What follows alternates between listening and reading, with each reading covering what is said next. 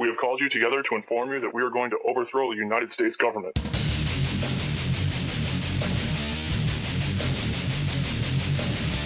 you still think that jet fuel brought down the World Trade Center? Does anybody else see a problem here? If the government has nothing to hide, why are they so afraid to answer a few questions? This story does not add up.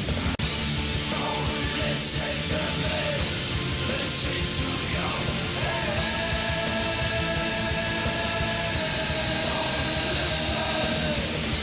Don't listen to anything they say.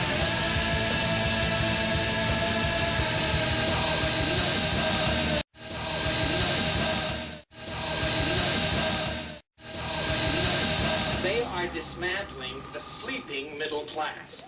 More and more people are becoming poor. We are their cattle. We are being bred for slavery. The revolution. Not again. We cannot break their signal. Our transmitter is not powerful enough. The signal must be shut off at the source. We have... Daddy, I have a headache. Me too, honey.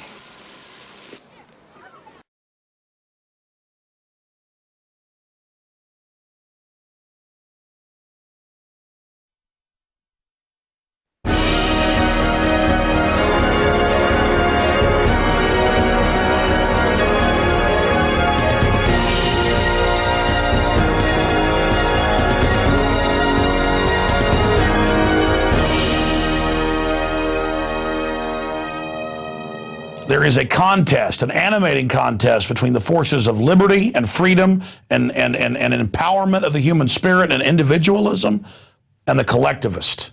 We're going to defeat these zombies, ladies and gentlemen, together. Now let's get to the really hardcore news of the evening. The Associated Press is reporting that the International Atomic Energy Agency is saying that iodine-131, that shows up from nuclear meltdown and nuclear fission, is increasing all across Europe. And it's because the Czech Republic is somewhat independent. They first reported it. This has actually been known for months, and there's been big meltdowns in France. Now, the reason I raise this is that all over the world, radiation levels are going up and up and up and up and up. They doubled during the atomic testing of the 50s and 60s. Then it more than doubled after Chernobyl because that was such an incredible meltdown. Now Fukushima, 5 of the 6 reactors, each one more devastating than Chernobyl, has melted down. And it's been raining radiation all over the northern hemisphere. And now they've had to admit that the radiation was, again, much higher than they'd said. Well, that came out on YouTube back when it was happening, when local Japanese were going with Geiger counters, showing it 10, 15, 20 times what the government was saying. People have died over their radiation exposure. That's now admitted, but now it's not the big national news story. So we have to ask ourselves, why is the United Nations agency downplaying this radiation danger? I want to go over some of the history of this. The International Atomic Energy Agency is openly funded, over 90% of its funding, by the big elements and the consortium that is itself funded by the big nuclear industry, by the biggest players in that. And I'm not against progress. I'm not against new technologies, but this is 40, 50-year-old stuff, and there's a long history of covering up disasters when they happen. And now basically just saying radiation isn't a problem. I've seen George Monbiot, a London Guardian, big environmentalist, eugenicist, population reductionist, promoter of world government, saying, oh, so what if radiation levels are going up? So what if cancer levels are going up? You know what? I love nuclear power. Well, I certainly don't love what's happening, and I don't appreciate my family being exposed to higher radiation. Chernobyl, 20-plus years after that disaster in 1986, has created a 12-fold increase in many forms of cancer, and over 1 million people, according to studies, have died as a result of that. The Australian newspaper is reporting fears of radiation leak after explosion at nuclear plant in southern France. And again, this happened a few months ago, and that's probably what's causing what's happening in the rest of Europe, but they won't, again, nail it down because they're not wanting to go after culpability because the nuclear industry runs the IAEA. Continuing, don't forget, going back 4 or 5 months ago when radiation levels went up all across the U.S. because Japan's right here, here's the Pacific Ocean, here's North America, the trade winds, the jet stream blow towards the United States and over Europe. As the radiation levels went off the chart with different isotopes, the FDA just raised, depending on which isotope it was, 2,000 times, 5,000 times, 100,000 times, depending on the isotope, what they had said was previously safe.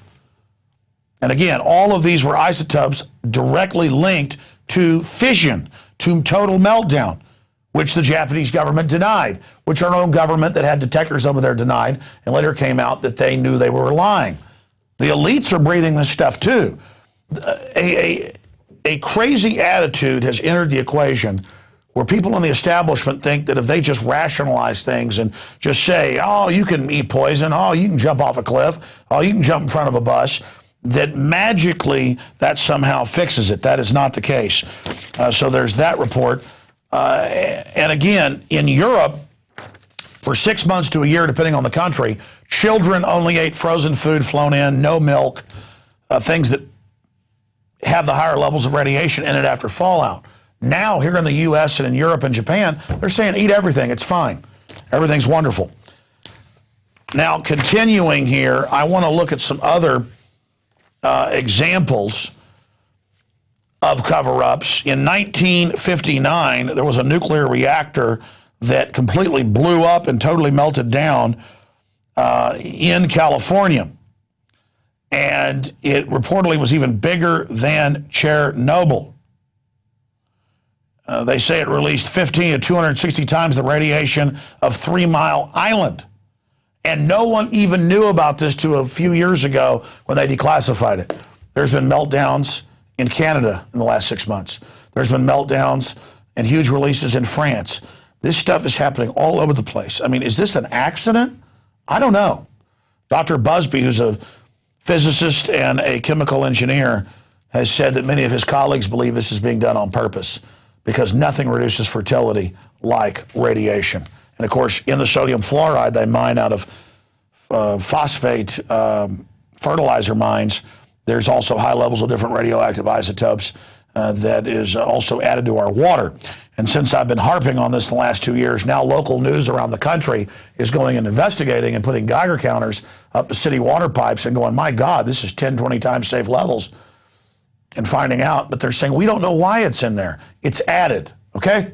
It's added. It's all a plan. I know this isn't as important as the head football coach at Penn State being fired, but dying of radiation poisoning or having deformed children is almost as important as your precious pedophile-run college getting in trouble. Continuing here with this news and information, if we don't know about a meltdown in 59 in Simi Valley, what else is going on? Speaking of patriots, here on Veterans Day, Dr. Doug Rockey is a physicist, a doctor, a medical expert. He was the Pentagon's head expert for decades on DU. And he was the guy they sent to do an assessment after the first Gulf War of what was happening there. Most of his team has actually died. He himself has had more than, I think it's up to 40 surgeries now or more dealing with this. And you see, pre-1991, they would not allow the troops to use this. It was a desperate Cold War weapon if the Russians poured into Europe 10-to-1 superiority to take out tanks, when a nuclear war was already happening. Because when you fire it out of an Abrams tank or you fire it out of your M16 or 50 cal or the Bradley Fighting Vehicles gun, it ignites and gives a lethal dose to those around it. One whiff of this, 20, 30 years, depending on the study, off your life. Continued exposure, you'll die within months. Okay? I mean, this is serious. Why have they waved a magic wand? They had this stuff in the 40s. There's reports on that. Back then they said don't use it in the 40s, the 50s, the 60s, the 70s, the 80s, the 90s. Then they say use it. Now they're using it in small arms. Now it's at proving grounds, at National Guard bases. Now they say, hey, it's wonderful. What changed? They just waved a magic wand. In fact, we have some quotes of former Secretary of Defense bragging that'll come up in a moment, where the Secretary of Defense is just bragging, saying there's no problem with this when their own manuals say it.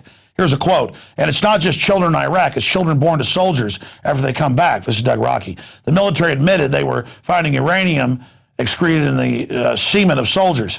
If you've got uranium in the semen, the genetics are messed up. So when the children are conceived, and Life magazine admitted 10 years ago there was a tripling in birth defects in soldiers, the alpha particles cause such tremendous cell damage and genetics damage that everything goes bad. Studies have found that male soldiers who served in the Gulf War were almost twice as likely to have children, actually worse, it's triple, with birth defects, and female soldiers almost 3 times as likely. See, I hadn't read that quote. Dew got ready, and I was saying it's actually 3 times, and then he got to the bottom and I was correct. But it was the cover of Life magazine. I said 10 years ago. I think it was like 95.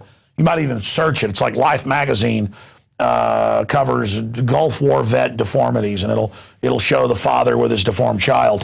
The point here is this isn't a game. These people say, wave a magic wand, DU's okay. Wave a magic wand, all the honeybees are dying, but we've got GMO. Wave a magic wand. And I'm sorry to show you that, folks. That's real photos. They've got a 12 to 16 times increase in Serbia, where they bombed them, NATO did, in Fallujah. I mean, my God, and people are even getting tumors who are adults. I mean, they're having toxic Avenger type effects, not in utero, but after. And I'm sorry to have to show you this, but it goes to the madness of the people running things. I mean, it goes to just the complete insanity.